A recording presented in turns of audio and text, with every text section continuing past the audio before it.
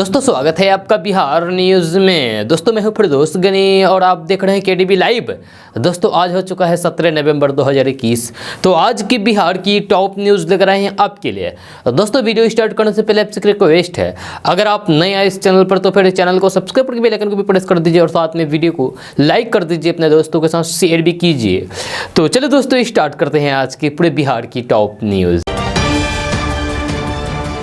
दोस्तों आज सबसे पहले बात करते हैं कि बिहार में रहने वाले लोगों के लिए बड़ी खबर सामने आ रही है। ताज़ा रिपोर्ट के मुताबिक बिहार में बिजली 10% महंगी हो सकती है।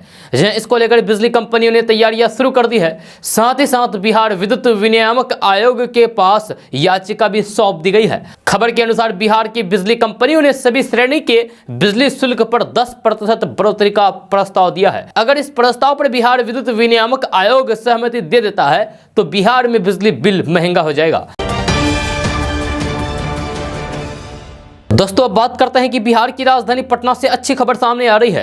ताज़ा रिपोर्ट्स के मुताबिक बिहार सरकार के स्वास्थ्य विभाग में 3270 पदों पर भर्ती की जाएगी। इसको लेकर विभाग के स्तर पर तैयारियां शुरू हो चुकी है। जनवरी महीने में भर्ती की प्रक्रिया चालू हो जाएगी। खबर के अनुसार स्वास्थ्य मंत्री मंगल पांडे ने जानकारी देते हुए कहा है कि बिहार में जनवरी 2022 तक 3270 आयुष चिकित्सकों की नियुक्ति कर ली जाएगी। एलोपैथ के बाद अब आयुष चिकित्सकों के पदों पर भी भर्ती की जाएगी। स्वास्थ्य मंत्री मंगल पांडे ने कहा है कि बिहार में आयुर्वेदिक, यूनानी और होम्योपैथिक चिकित्सकों की 3270 पदों पर नियुक्ति के लिए अधिसूचना बिहार तकनीकी सेवा आयोग को भेज दी गई है।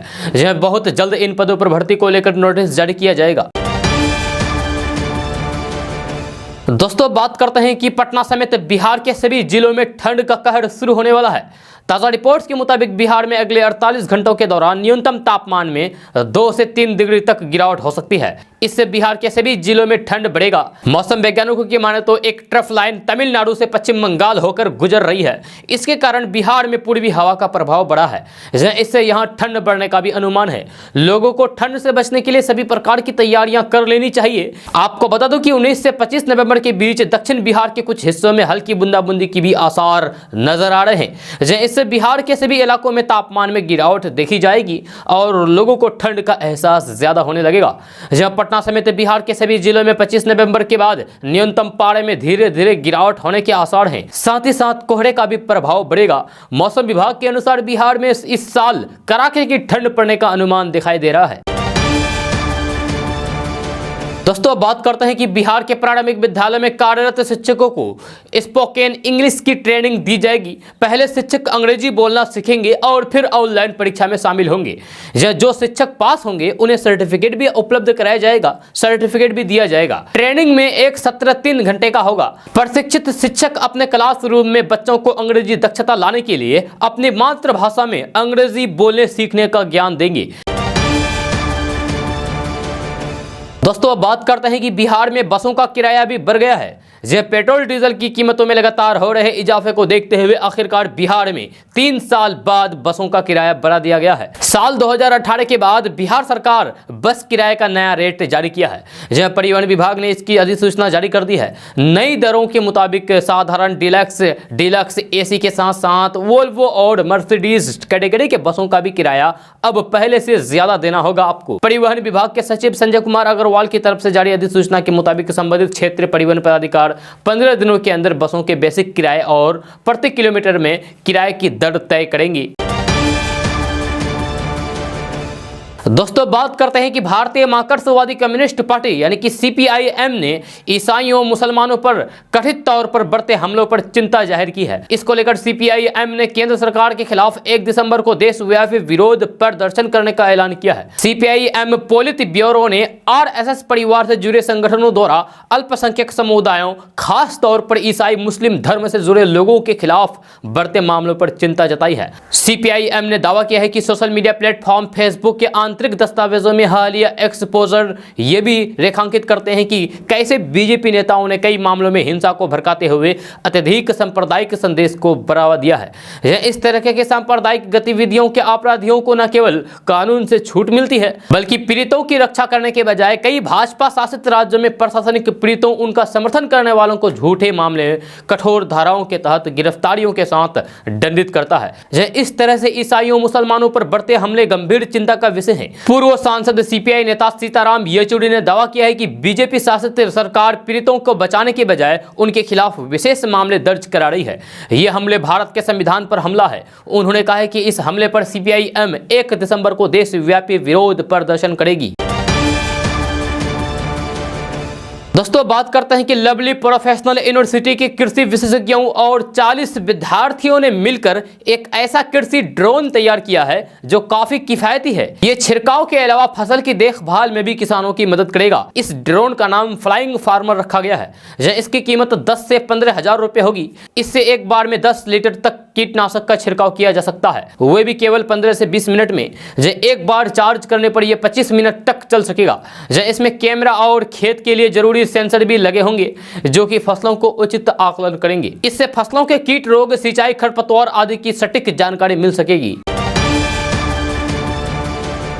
दोस्तों बात करते हैं कि कांग्रेस के पूर्व अध्यक्ष और लोकसभा सांसद राहुल गांधी ने दिल्ली की सीमाओं पर जारी किसान आंदोलन को लेकर मंगलवार को एक बार फिर से मोदी सरकार पर जमकर निशाना साधा है।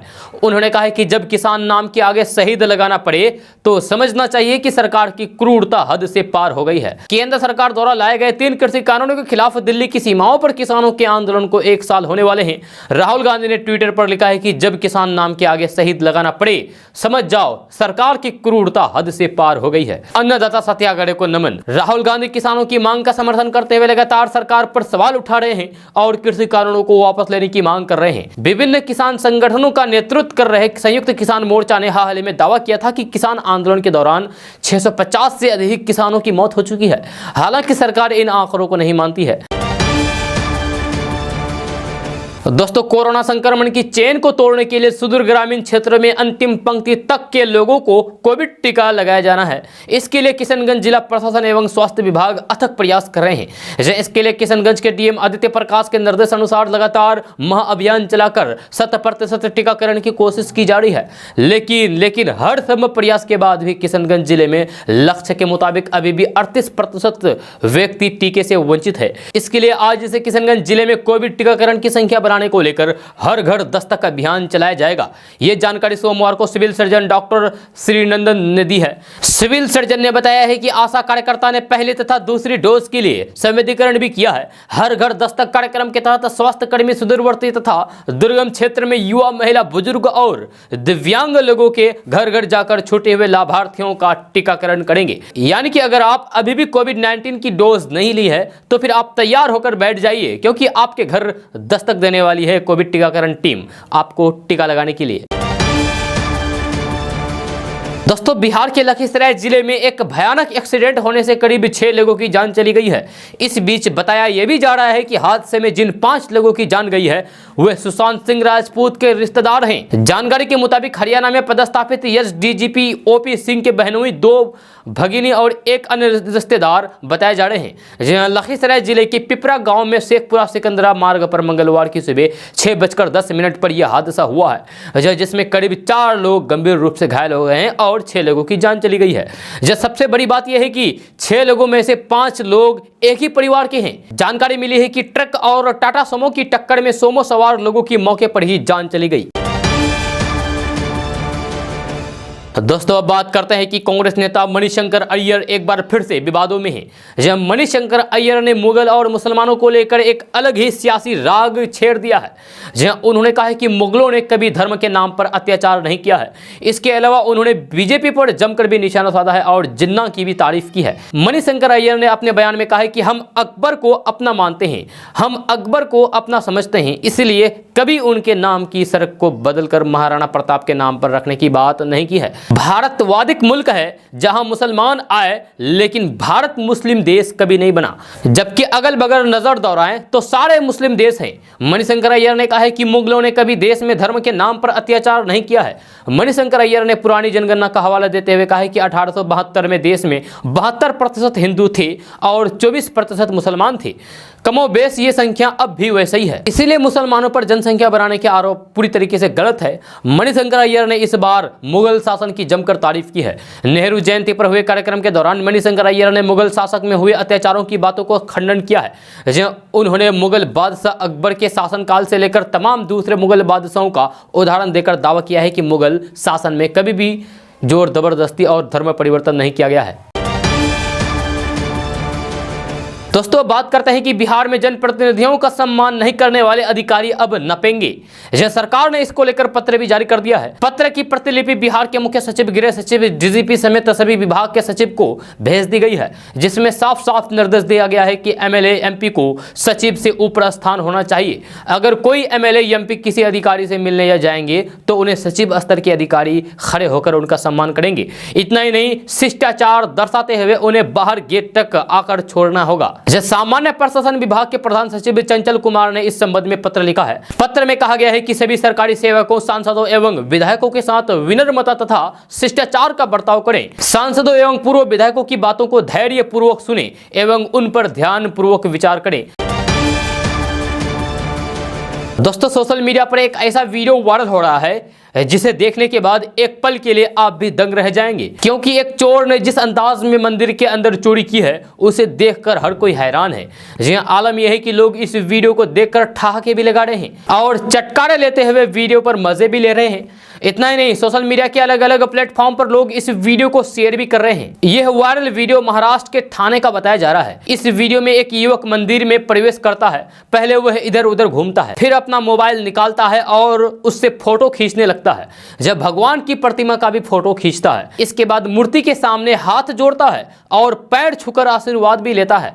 इसके बाद वह जो काम करता है उसके बारे में किसी ने सोचा भी नहीं होगा। आशीर्वाद लेने के बाद शख्स दान पेटी लेकर रफू चक्कर हो जाता है, लेकिन यह पूरा मामला कैमरे में कैद हो जाता है, जिसका अंदाजा उस युवक को भी नहीं लगता है। अब यह वीडियो वायरल हो गया है। वीडियो वायरल होने के बाद पुलिस ने आरोपी को गिरफ्तार भी किया है और उसके पास से चोरी की गई नकदी भी बरामद कर ली गई है। कहा यह भी जा रहा है कि जिस वक्त यह घटना घटी उस वक्त मंदिर के अंदर कोई भी नहीं था, लेकिन अब यह वीडियो सोशल मीडिया के अलग अलग प्लेटफॉर्म पर चक्कर लगा रहा है। तो इस चोरी के बारे में आपकी क्या राय है, कमेंट बॉक्स में कमेंट करके जरूर बताइए। दोस्तों बात करते हैं कि इस वक्त की बड़ी खबर भोजपुर से सामने आ रही है, जहां अपराधियों ने दिन दहाड़े नवनिर्वाचित मुखिया की गोली मारकर जान ले ली है। यह घटना से इलाके में हरकत मचा हुआ है। बताया जा रहा है कि अपराधी एम्बुलेंस से आए और मुखिया की गोली मारकर हत्या कर दी। यह घटना चरपोखरी प्रखंड की बाबूधाम पंचायत की है। मृतक बाबूधाम पंचायत के मुखिया संजय सिंह थे, जिनकी दिन दहाड़े हत्या चरपोखरी थाना क्षेत्र के प्रीतमपुर गाँव के पास कर दी गई। इस घटना से परिजनों के बीच कोहराम मचा हुआ है। रो रो कर परिजनों का हाल बेहाल है। यह घटना की सूचना मिलते ही मौके पर पहुंची पुलिस फिलहाल पूरे मामले की छानबीन कर रही है।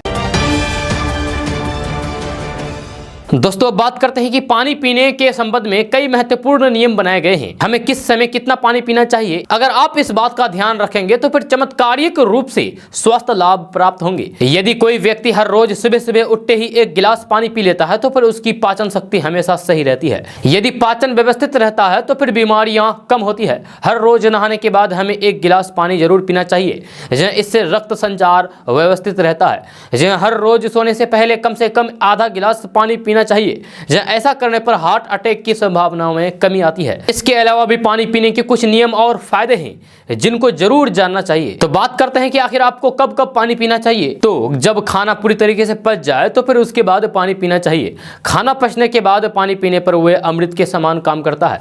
यह शरीर को भरपूर ऊर्जा प्रदान करता है और पाचन तंत्र भी स्वस्थ रहता है। यह पाचन तंत्र के स्वस्थ होने पर पेट भी ठीक रहता है। यह पेट ठीक होने से कब्ज, गैस, अपच आदि समस्याएं नहीं होती है। ध्यान रखें कि भोजन से आधा घंटा पहले 1-2 गिलास पानी पी सकते हैं। खाना खाते समय बीच बीच में 1-2 घूंट पानी पीना लाभदायक होता है। जहां ऐसा करने पर खाना जल्द पचता है, साथ ही पाचन शक्ति भी बढ़ जाती है। बात करते हैं कि पानी पीने के क्या क्या फायदे हैं। तो पानी हमें गर्मी से बचाता है। अगर आप जरूरत के हिसाब से पानी नहीं पिएंगे तो फिर आपके शरीर का तापमान घातक तरीके से बढ़ सकता है। सही तरीके से पानी ना पीने से शरीर की काम करने की गति घट जाती है, थकान बढ़ जाती है और मेटाबॉलिज्म धीमा पड़ जाता है। जब भोजन को पचाने के लिए हमारा पेट एंजाइम का उत्पादन करता है जो एसिडिक होते हैं। इसीलिए जब तक ठीक मात्रा में पानी नहीं पिएंगे तब तक आपका पेट ठीक नहीं रहेगा और पेट में एसिड बनता रहेगा। जो लोग ज्यादा पानी पीते हैं उनको पथरी होने की भी संभावना ना के बराबर होती है। सोने से पहले 1 गिलास पानी पीने से आप हार्ट अटैक जैसी परेशानी से बच सकते हैं। जब नहाने के बाद 1 गिलास पानी पीने से कभी भी ब्लड प्रेशर की शिकायत नहीं होती है। यह स्वास्थ्य से जुड़ी जानकारी आपको कैसी लगी नीचे कमेंट बॉक्स में कमेंट करके आप जरूर बताइए। दोस्तों बात करते हैं कि अब बिहार की राजधानी पटना को तीसरी आंख से देखने की कवायद शुरू कर दी गई है। राजधानी की 2750 स्थानों पर अत्याधुनिक तकनीक से लेस सीसीटीवी कैमरे से रखवाली होगी। पटना स्मार्ट सिटी लिमिटेड के द्वारा 15 महीने के अंदर सीसीटीवी कैमरे लगाए जाएंगे। जब पटना नगर निगम और लार्स एंड टूर्बो लिमिटेड के बीच इकरारनामा पर सहमति बनी गई है। सिर्फ इतना ही नहीं, राजधानी पटना के 50 स्थानों पर इमरजेंसी कॉल बॉक्स भी लगाए जाएंगे। इस सीसीटीवी कैमरे में चेहरा पहचानने, गाड़ी के नंबर प्लेट पढ़ने से लेकर पूरे शहर में ट्रैफिक मैनेजमेंट सिस्टम को डिटेक्ट करने की सुविधा होगी। दोस्तों अब बात करते हैं कि बिहार, बंगाल और उत्तर प्रदेश के बाद अब असदुद्दीन ओवैसी की पार्टी AIMIM अब राजस्थान में भी चुनाव लड़ेगी। जहां राजस्थान में साल 2023 के आखिर में चुनाव होने हैं। ओवैसी ने कहा है कि पार्टी ने राजस्थान यूनिट की औपचारिक शुरुआत जल्द ही की जाएगी। जहां ओवैसी ने कहा है कि हमने अगले 1 से 1.5 महीने में राजस्थान में पार्टी लॉन्च करने की योजना बनाई है। चूंकि हम पार्टी को राजस्थान में लॉन्च कर रहे हैं तो आगामी विधानसभा चुनाव भी लड़ेंगे। ओवैसी ने कहा है कि हम राजस्थान में जिम्मेदार लोगों से बातचीत करेंगे, उनसे चर्चा करेंगे और बहुत से लोगों को जोड़ने की कोशिश करेंगे और उसके बाद फिर से पार्टी का काम शुरू हो जाएगा। जब ओवैसी से पूछा गया कि वे राजस्थान में कितनी सीटों पर चुनाव लड़ेंगे तो उन्होंने कहा कि जाहिर है पार्टी को लॉन्च करेंगे तो फिर चुनाव लड़ने के लिए करेंगे, मगर अभी तो लॉन्च होने दीजिए। हम अभी तो उत्तर प्रदेश के चुनाव में व्यस्त हैं। 1-1.5 महीने के अंदर सही तस्वीर सामने आ जाएगी। दोस्तों अब बात करते हैं कि दुनिया भर में कोरोना महामारी का खतरा अभी भी बना हुआ है, लेकिन सुरक्षा प्रोटोकॉल को बनाए रखते हुए लोग धीरे धीरे सामान्य स्थिति में लौट रहे हैं। बच्चे तकरीबन 1.5 साल के अंदर अपने अपने स्कूलों में वापस आ गए हैं, जिसे लेकर सभी में खास उत्साह है। लोग कितना उत्साहित है इसका पता सोशल मीडिया पर सामने आए एक वीडियो से लगाया जा सकता है। एक वीडियो वायरल हो रहा है जिसमें एक बच्चे ने स्कूल में बैंड बाजे के साथ एंट्री ली है। परिवार ने मारे खुशी के बैंड बाजे के साथ स्कूल तक जश्न मनाया। दिल्ली का एक वीडियो सोशल मीडिया पर वायरल हो रहा है। इसमें एक परिवार 1 साल से अधिक की ऑनलाइन कक्षाओं के बाद अपने बच्चे की स्कूली वापसी को बैंड के साथ जश्न मना रहे हैं। मिली जानकारी के अनुसार धौला कुआं में एक स्कूल के सामने बच्चों को बैंड के गानों पर थिरकते हुए देखा जा सकता है। वीडियो में दिख रहा है कि अपने बच्चे को स्कूल लाते हुए एक परिवार बैंड के साथ यानी कि बैंड पार्टी के साथ जश्न मना रहे हैं। साथ ही साथ अन्य परिवार भी इस खुशी में शामिल होकर नाच रहे हैं। दोस्तों कांग्रेस के वरिष्ठ नेता सलमान खुर्शीद का नैनीताल में स्थित घर को जला दिया गया है। उनके घर पर पथराव भी हुआ है। सलमान खुर्शीद ने सनराइज ओवर अयोध्या किताब लिखी है जिसको लेकर विवाद हो रहा है। दरअसल सलमान खुर्शीद ने अपनी किताब में हिंदुत्व की तुलना दहशतगर्द संगठन ISI और बोको हराम से कर डाली थी। उन्होंने हिंदुत्व की राजनीति को खतरनाक बताया, जिसको लेकर अब विवाद इतना बढ़ गया है कि सलमान खुर्शीद के घर पर ही हमला हो गया है और उनके घर को जला दिया गया है। दोस्तों बात करते हैं कि कलर्स टीवी चैनल पर दिखाए जाने वाले द बिग बी शो कार्यक्रम के दौरान कटिहार की शिक्षिका सविता सिंह ने 50 लाख रुपए की रकम जीती है। इससे न सिर्फ सविता सिंह और उनका परिवार बल्कि उनके पूरे गांव के लोग भी काफी खुश और उत्साहित हैं। सविता सिंह कटिहार के मनसाही के बड़ी बतनाह गांव की रहने वाली है और वर्तमान में डंडखोड़ा प्रखंड के उत्क्रमित मध्य विद्यालय नेपरा में प्रभारी प्रधानाध्यापक के रूप में कार्य कर रही है। अपनी जीत से गदगद सविता सिंह ने बताया है कि जीत में मिले हुए अपने इस रकम को बच्चों की पढ़ाई के पीछे खर्च करेंगे। दोस्तों अब बात करते हैं कि बिहार नवजात शिशुओं को सुरक्षित रखने में तो सफल हुआ है, किंतु उनके पोषण के मामले में अभी भी काफी पीछे हैं। जब बिहार में शिशु मृत्यु दर यानी कि IMR प्रति 1029 है, तो दूसरी ओर यहाँ के 41% बच्चे कुपोषण के शिकार हैं। बिहार में शिशु मृत्यु दर के मामले में बीते 10 साल में 23 अंकों की कमी आई है। सैंपल रजिस्ट्रेशन सर्वे की एक रिपोर्ट के अनुसार अब यह आंकड़ा 2009 के 52 से घटकर 2019 में प्रति 1029 पर आ गई है। किंतु कुपोषण के मामले में स्थिति भयावह है। देश भर में कुपोषित बच्चों की संख्या महाराष्ट्र, बिहार और गुजरात में सबसे ज्यादा है। बिहार में 5 साल से कम उम्र के 41% बच्चे कुपोषित हैं। सभी उम्र के बच्चे को यदि शामिल कर लिया जाए तो फिर ये आंकड़ा 42% पहुंच जाता है। जब कोरोना महामारी के कारण इस आंकड़े में और वृद्धि होने की संभावना है। दोस्तों अब बात करते हैं कि बिहार की राजधानी पटना से बड़ी खबर सामने आ रही है। ताजा रिपोर्ट्स के मुताबिक पटना के शमशान घाटों पर डैम राज के मनमानी को खत्म करने के लिए नगर निगम ने दाह संस्कार का रेट तय कर दिया है। उसी रेट के द्वारा लोगों से पैसे लिया जाएगा। खबर के अनुसार पटना नगर निगम ने फैसला लिया है कि पटना के शमशान घाटों पर दाह संस्कार के लिए अब डोम राजा ज्यादा से ज्यादा 500 रुपए ले सकता है, जहां डोम राजा लोगों से इससे ज्यादा पैसे नहीं ले सकता है। इसको लेकर निर्देश जारी कर दिए गए हैं। आपको बता दें कि पटना के शमशान घाटों पर डोम राजा की मनमानी खूब देखने को मिलती है। जब डोम राजा लोगों से अधिक से अधिक पैसों की वसूली करता है। जहां अब नगर निगम ने इस पर फैसला लेते हुए दाह संस्कार के लिए रेट तय कर दिया है। जब पटना के शमशान घाटों पर दाह संस्कार के लिए अधिकतम यानी कि ज्यादा से ज्यादा 500 रुपए देने होंगे, जबकि बीपीएल परिवार से 250 रुपए लिया जाएगा। दोस्तों अब बात करते हैं कि बिहार के सभी जिलों में सोमवार से धान खरीद की प्रक्रिया शुरू हो गई है। जहां अब तक 716 पैक्सों और व्यापार मंडलों में 1975 किसानों से 14,008 मैट्रिक टन से ज्यादा धान खरीद हुई है। यह हालांकि नालंदा, जहानाबाद और बांका जिले से धान खरीद संबंधित रिपोर्ट तकनीकी कारणों से पोर्टल पर अपलोड नहीं हुई है। यह खाद्य एवं उपभोक्ता संरक्षण विभाग के सचिव विनय कुमार ने यह जानकारी दी है। सरकार ने कहा है कि इस बार किसानों को अपना धान बेचने के लिए किसी किस्म की दिक्कत नहीं होगी। सरकार ने कहा है कि इस बार किसानों को अपना धान बेचने में किसी किस्म की दिक्कत नहीं होगी। दोस्तों बिहार समेत पूरे देश भर में पिछले दिनों कोयले की कमी के कारण सीमेंट, छड़, लोहा के दामों में काफी बढ़ोतरी हुई थी। लेकिन अब जब कोयले की कमी खत्म हो चुकी है तो धीरे धीरे इन सब चीजों के दामों में कमी आ गई है। जहां आगामी दिनों में भवन निर्माण सामग्रियों की दामों में और भी कमी होने की संभावना व्यापारियों ने जताई है। आपको बता दूं कि पिछले दिनों लगातार नए नए रिकॉर्ड बना चुके सरिया के दाम अब घटने लगे हैं। जब 10 दिनों में ही सरिया की कीमतों में 7,000 रुपए प्रति टन तक की कमी आई है। जब कोयले की कीमत 18,000 रुपए टन से घटकर 12,000 रुपए प्रति टन हो चुकी है, जिसकी वजह से फैक्ट्रियों में सरिया 57,000 रुपए प्रति टन के स्तर पर आ चुका है। हालांकि सरिया की कीमतों में गिरावट काफी समय बाद आया है, क्योंकि दीपावली और छठ से पहले सरिया 65,000 रुपए प्रति टन के स्तर पर पहुंच गया था। अभी फैक्ट्रियों में सरिया 57,000 रुपए प्रति टन और रिटेल में 60,000 रुपए प्रति टन बिक रहा है। अभी बिहार या फिर बाकी राज्यों की बात करें तो कीमतों में आई तेजी की वजह से बाजार में मांग बिल्कुल भी कमजोर हो गई थी, लेकिन दाम घटने के बाद उम्मीद है कि मार्केट फिर से खिलने लगेगा।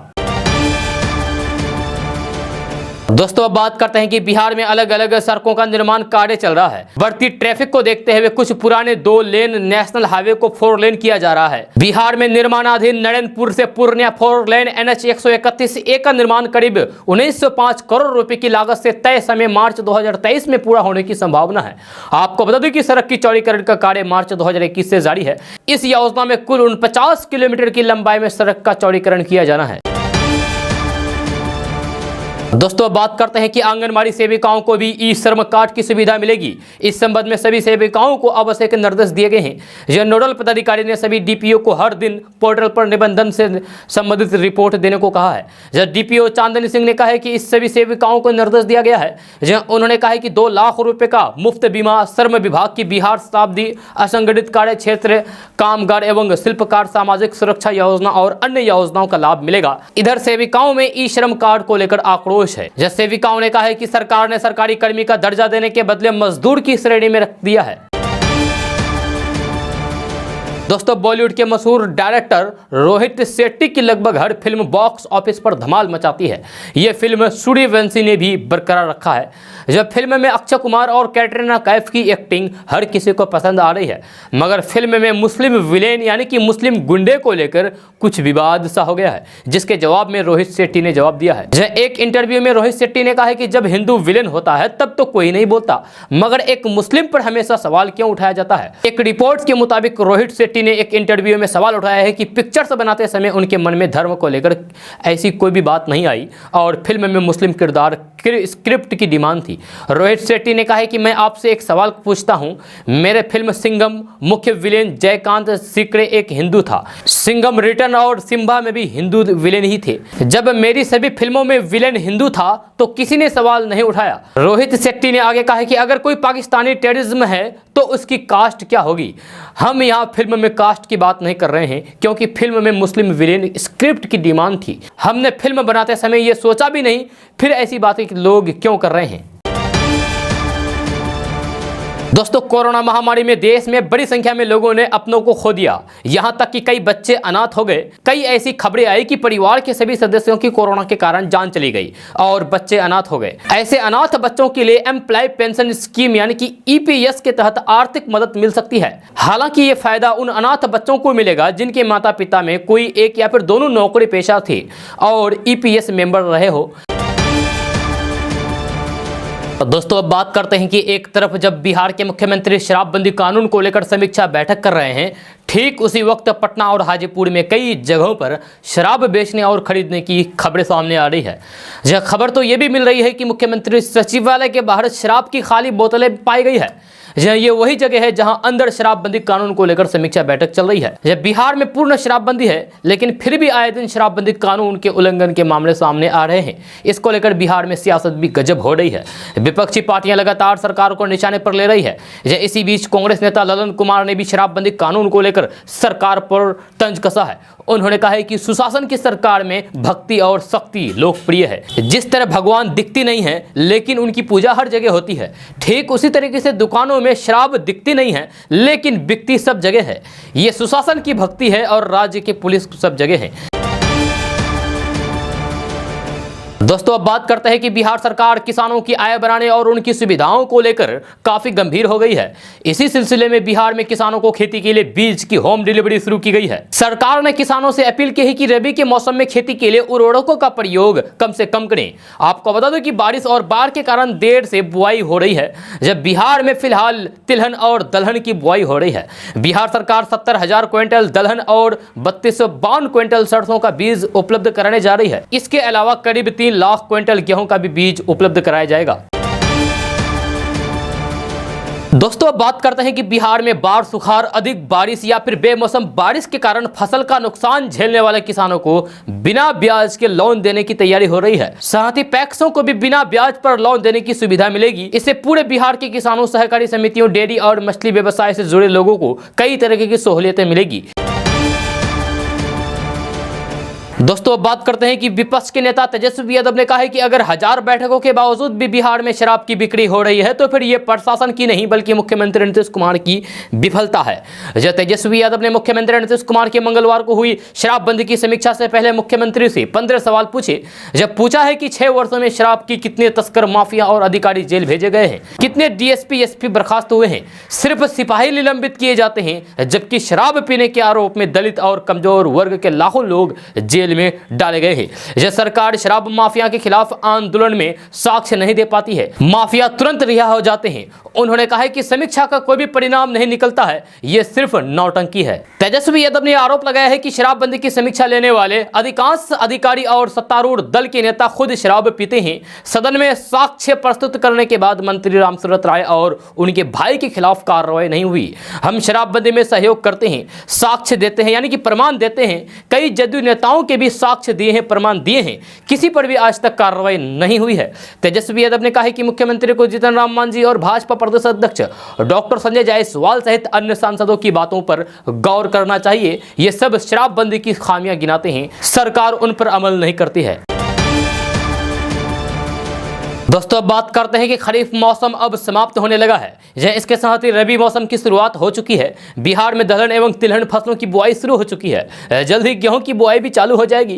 कृषि मंत्री अमरिंदर प्रताप सिंह ने कहा है कि बिहार में रबी फसलों के लिए पर्याप्त मात्रा में बीज उपलब्ध है। कृषि मंत्री अमरिंदर प्रताप सिंह ने कहा है कि खरीफ मौसम में करीब सभी नक्षत्रों में अच्छी वर्षा हुई है, जिसके बाद रबी फसलों के लिए खेतों में पर्याप्त नमी मौजूद है। उम्मीद है कि रबी फसल का उत्पादन अच्छा होगा।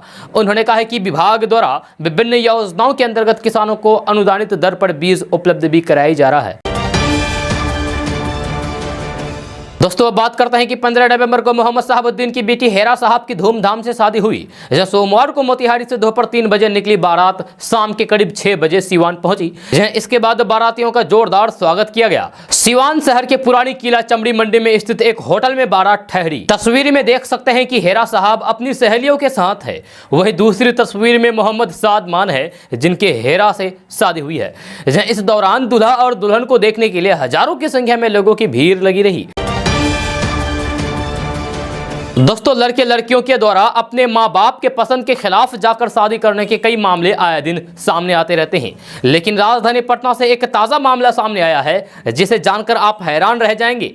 यह दरअसल अपने बॉयफ्रेंड के प्यार में पागल एक लड़की ने घर से भागकर शादी रचा ली और अब सोशल मीडिया पर एक वीडियो जारी करके अपने पिता से ही जान का खतरा बताया है। यह मामला राजधानी पटना के जानीपुर के इलाके का है। दरअसल एक लड़की को लड़का पसंद आया तो फिर उसने घर से भागकर शादी रचा ली। जब बेटी जब घर से गायब हुई तो पिता ने थाने में अपहरण की रिपोर्ट दर्ज कराई। लड़की को जब इसकी सूचना मिली तो उसने खुद की शादी का एक वीडियो इंटरनेट मीडिया पर वायरल कर दिया। जब वीडियो में वह कह रही है कि मेरा अपहरण नहीं हुआ है, मैं अपनी मर्जी से अपने पसंद के लड़के के साथ गई हूं और शादी रचा ली हूं। आखिर प्यार किया तो डरना क्या। लड़की अब पिता पर जान का खतरा बताकर धमकी नहीं देने की गुजारिश कर रही है। मामले को लेकर पुलिस का कहना है कि लड़की अपनी मर्जी से न्यायालय में 164 का बयान देती है तो आगे की कार्रवाई की जाएगी। मिली जानकारी के अनुसार जानीपुर इलाके के एक गांव की रहने वाली लड़की नौबतपुर के एक लड़के को पसंद करती थी। जब दोनों की मुलाकात स्कूल में पढ़ाई के दौरान हुई थी।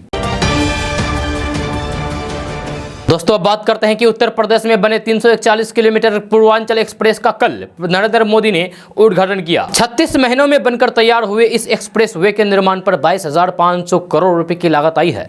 इससे न सिर्फ उत्तर प्रदेश बल्कि बिहार के लोगों को भी फायदा होगा। इस एक्सप्रेस वे को डबल इंजन की सरकार का तोहफा माना जा रहा है। उधर इस सड़क के निर्माण को लेकर बिहार में राजनीति तेज हो गई है।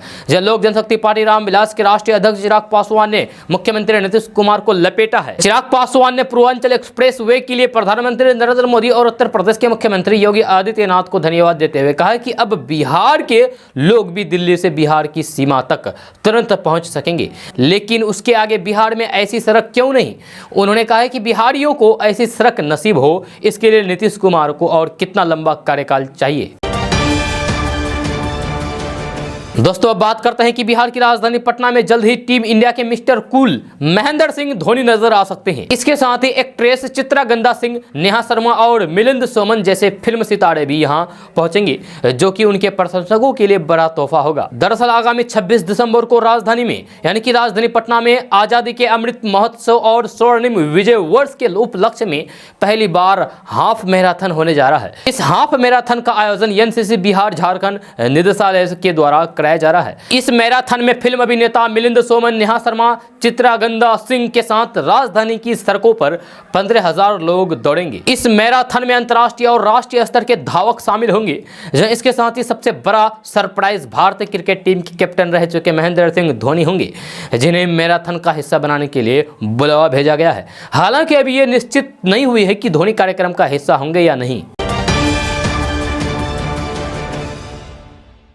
दोस्तों, आज का न्यूज़ बस यहाँ तक। कैसा लगा जरूर अपना सुझाव दीजिएगा नीचे कमेंट बॉक्स में कमेंट करके। अगर आप नए आए इस चैनल पर तो फिर चैनल को सब्सक्राइब करके बेल आइकन को भी प्रेस कर दीजिए और साथ में वीडियो को लाइक कर दीजिए, अपने दोस्तों के साथ शेयर भी कीजिए। तो चलिए दोस्तों, फिर मिलते हैं अगले वीडियो में। जय हिंद, जय बिहार।